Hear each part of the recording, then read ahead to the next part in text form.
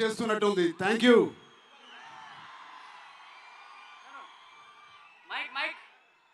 కేశినేని చిన్ని గారికి, దుర్గేష్ గారికి ఇంత గ్రాండ్ సపోర్ట్, ఇంత గ్రాండ్ ఈవెంట్కి సపోర్ట్ చేసినందుకు మీకు, మీ టీం అందరికీ చాలా చాలా థ్యాంక్ యూ సార్. ఇంత షార్ట్ నోట్స్ చేసినందుకు.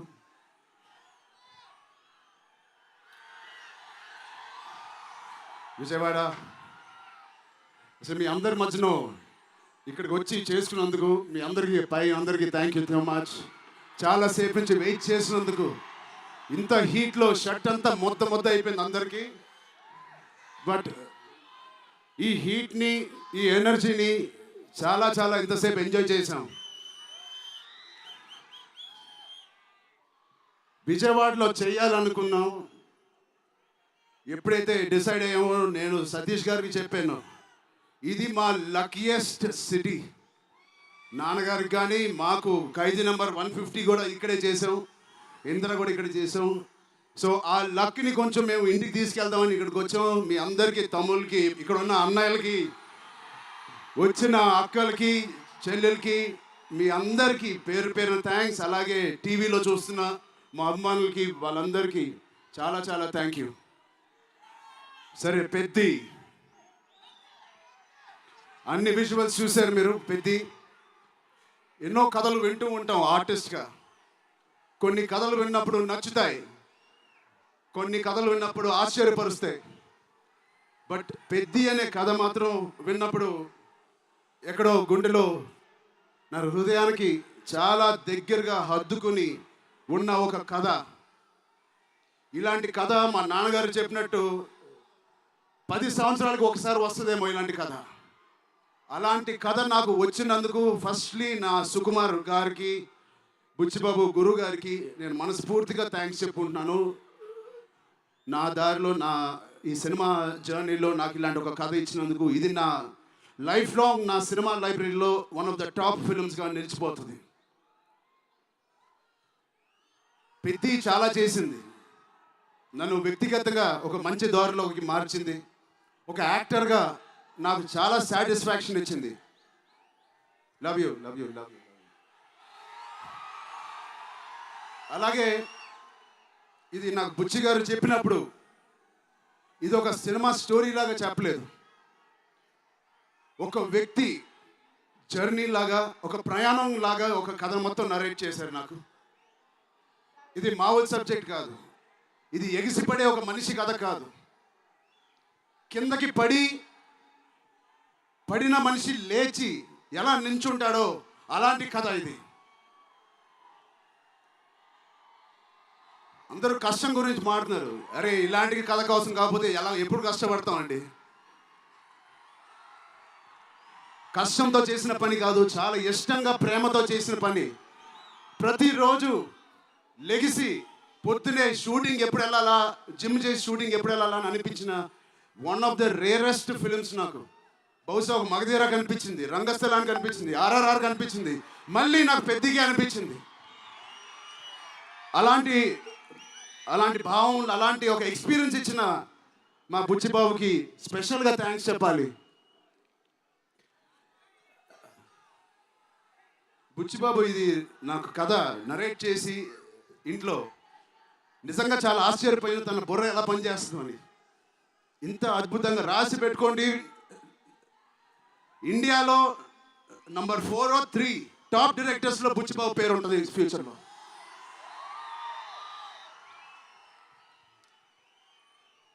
సో అంత మంచి ఎక్స్పీరియన్స్ ఇచ్చిన బుచ్చిబాబు గారికి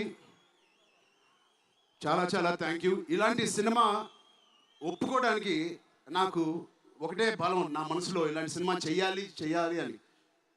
ఎవరు కాదు, అది మీరే, మీరే మీకోసమే. నిజంగా ఏ ఆర్టిస్ట్కైనా వాళ్ళ అభిమానుల నుంచి, వాళ్ళ శ్రేయోభిలాషుల నుంచి ఇలాంటి ఎక్సైట్మెంట్, ఇలాంటి ఎంకరేజ్మెంట్ లేకపోతే ఎందుకు చేయాలండి సినిమాలు? హాయిగా ఇంట్లో కూర్చొని వేరే పని చేసుకోవచ్చు. మీకోసం చేతులు ఇరక్కొట్టడమే కాదు, రక్తం చింది కూడా పని చేస్తాను మీకోసం.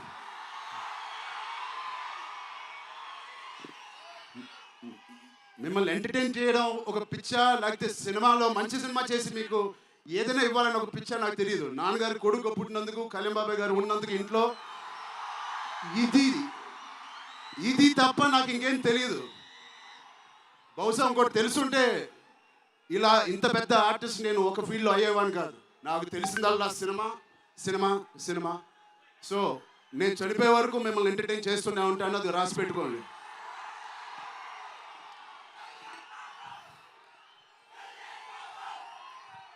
సో మా టెక్నీషియన్స్ గురించి మాట్లాడాలంటే ఫస్ట్ మా రత్నవేల్ గారి గురించి. ఇది 4వ సినిమా రత్నవేల్ గారితో. ఇంత బ్యూటిఫుల్గా మమ్మల్ని అందరినీ ప్రజెంట్ చేసి ఆయన సీనియారిటీని మాకు సపోర్ట్గా ఇచ్చిన ర్యాండీ గారికి ఆయన స్పెషల్ థ్యాంక్ యూ.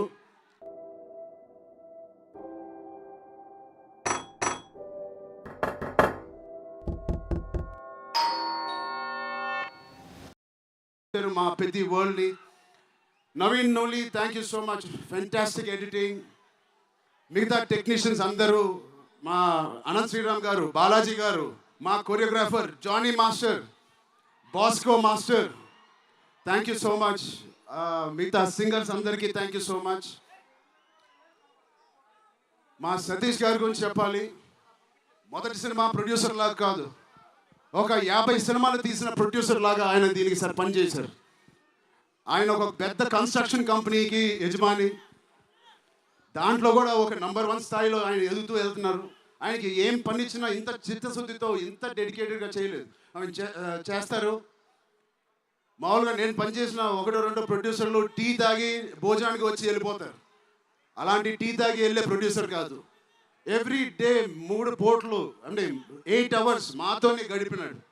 నాకు ఒక్కరోజు గుర్తులేదు ఆయన సెట్లో లేకుండా. అంత బాగా ఆయన ఇలా మాకు సపోర్ట్ చేసినందుకు వెన్నుపోటు కాదు సారీ వెన్నంట మాకు ఉన్నందుకు సతీష్ గారు థ్యాంక్ యూ సో మచ్. అలాగే మా కో ప్రొడ్యూసర్స్ అండ్ ప్రెజెంటర్స్ మైత్రి రవి గారికి, నవీన్ గారికి కూడా థ్యాంక్ యూ. బిఫోర్ యూ వాళ్ళకి కూడా thank you. India wide release చేస్తున్న మా జియో సినిమాకి కూడా చాలా థ్యాంక్ యూ. టీ సిరీస్ మ్యూజిక్కి చాలా థ్యాంక్ యూ. ఇంకా ఎవరెవరు అసోసియేట్ అయ్యారో వాళ్ళందరికీ చాలా చాలా thank you. Rahman sir, you are the biggest pillar of Peddi. మేమందరం ఎంత కష్టపడ్డామో 2.5 సంవత్సరాలు, 280 రోజులు, దానన్నిటినీ మీరు దగ్గర తీసుకొచ్చి దానికి ఒక ప్రాణం పోస్తున్నారు. రోజు 6 గంటల మార్నింగ్ వరకు పనిచేసి పడుకుంటున్నారు ఆయన డెడికేషన్కి, ఆయన సినిమాలో పనిచేస్తున్నందుకు చాలా చాలా చాలా థ్యాంక్ యూ. ఏంటి విజయవాడ,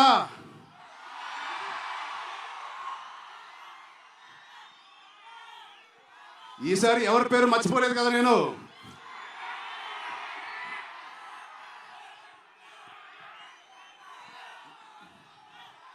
ఆ చంద్రుల్లో ఒక ముక్క జారిందే నా పక్క.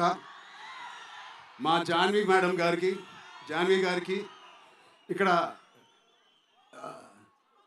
శ్రీదేవి గారు ఎక్కడున్నారో జాన్వి గారిని చూసి ఎంతో మనస్ఫూర్తిగా, ఎంతో గర్వంగా ఆనందపడుతూ ఉంటారు. అలాంటి జాన్వి గారు ఈ సినిమాలో మాతో పనిచేసినందుకు చాలా చాలా థ్యాంక్ యూ జాన్వి గారు. You are the happiness of the film. You bring joy to all of us when you come on stage, the way you work. చాలా చాలా పెద్ద లైఫ్ ఉంది మీకు. I wish you so much all the best. మీ అమ్మగారి కన్నా చాలా పెద్ద హీరోయిన్ అవ్వాలని కోరుకుంటున్నాను.